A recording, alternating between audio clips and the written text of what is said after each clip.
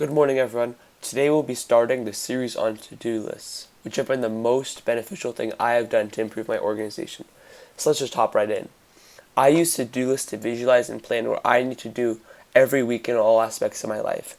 Writing down the things that stress you out alleviates the pressure to remember everything and prevents times when you have so much going on you just feel overwhelmed.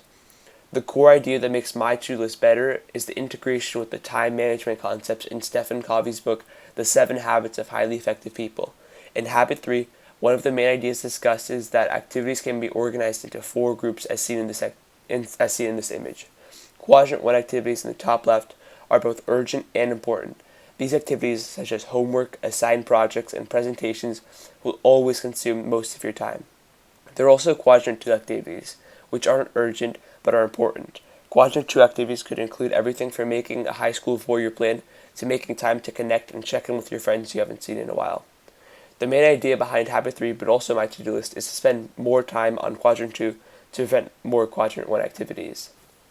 So let's just start on a blank page. I'm using Apple Notes here because it syncs automatically to my phone and my laptop, making it easier to add items to the list through the day. I'm going to title this list My Weekly To-Do List and add a table below.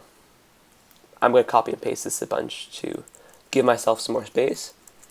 At the top, I'm going to add a section for roles and one for goals. Below this, I'm going to add the areas of responsibility in my life. For instance, I'm a student, I am a Boy Scout, I play tennis.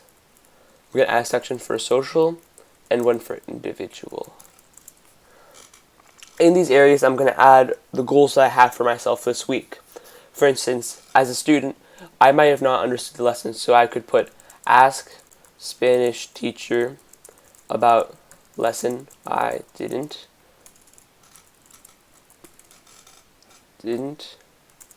understand. As a Boy Scout, I could offer to set up a camp out. I definitely need to spend extra time on my serve.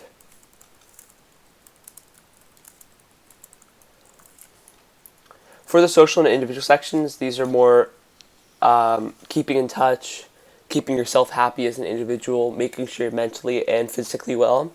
So for social, I'm going to say set up a group hangout this weekend.